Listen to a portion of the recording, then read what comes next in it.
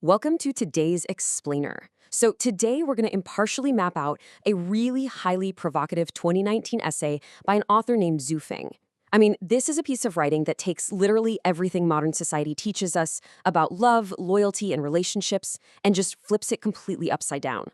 The core argument here? That human nature is inherently and inevitably amorous.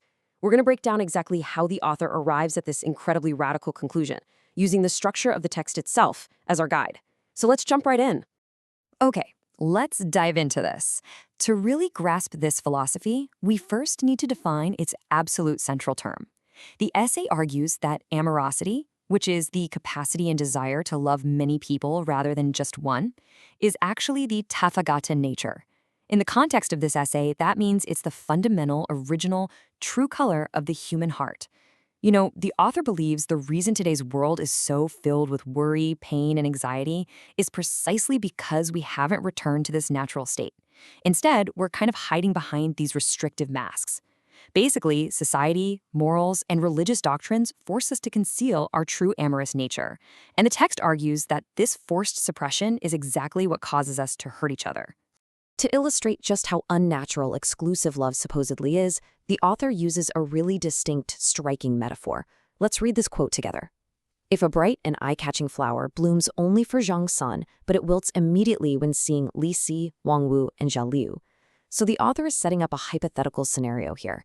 Just imagine a flower out in nature that only shows its beauty to one specific person, and then literally withers away the second anyone else looks at it.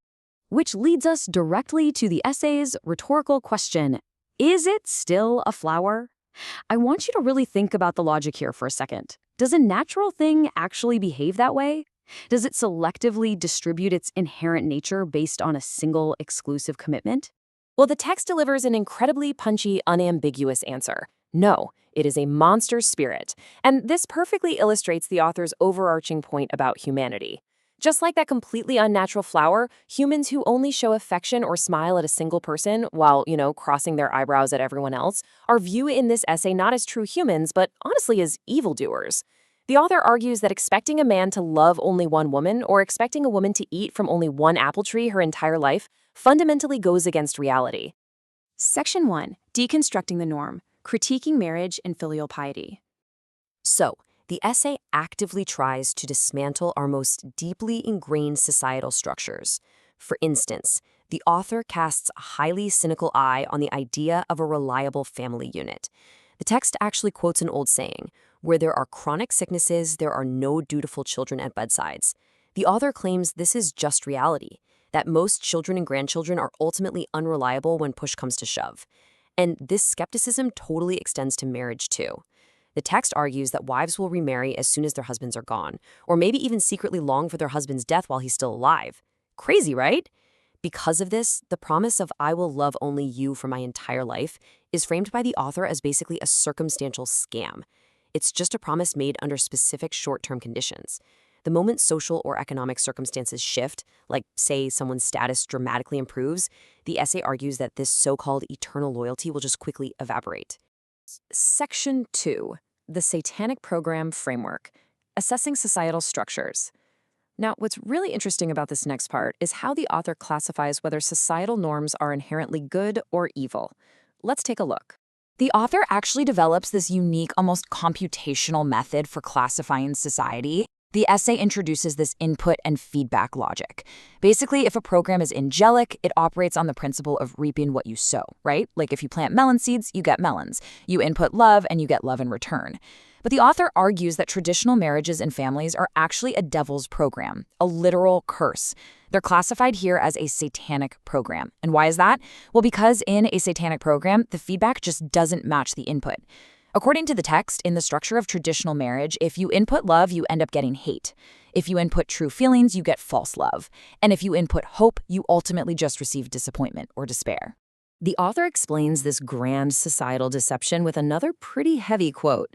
If falseness is taken as truth, then truth is said to be lies. When nothing is taken as being, then being itself is turned into nothing. Essentially, the essay is claiming that for generations, like literally since our grandparents' grandparents, humanity has completely reversed reality. We've taken the false expectations of exclusive love and we've called them true.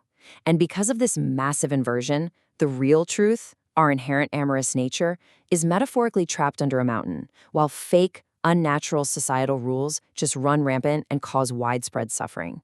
Section 3. A New Earthly Paradise. Xu Feng's proposed reality. So, the crucial point is, having totally deconstructed our current system, the author gives us his philosophical alternative. He radically redefines true love, stating that anyone who truly loves you must also love the entire world. The logic presented here is that a person who doesn't love the whole world can never genuinely love any single individual. Therefore, an amorous heart, a heart that loves many, is actually the truest heart.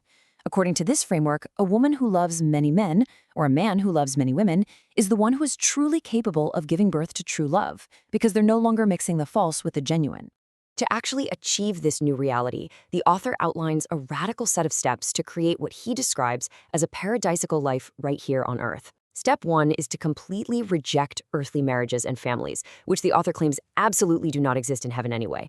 Then, step 2 is to engage in a new social design, which the text playfully describes as a game of being a groom every day and a bride every night.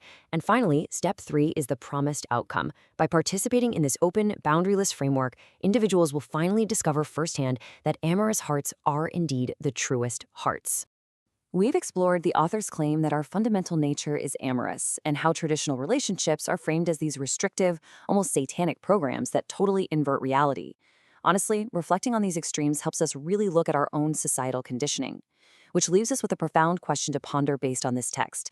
If society truly views falseness as truth, like the author claims, what actually happens to the fabric of our communities if we all try to unmask our so-called Tathagata nature? Does taking off the mask lead to that earthly paradise the author envisions, or does society actually require those masks just to function? It's a fascinating, deeply provocative philosophical concept to consider.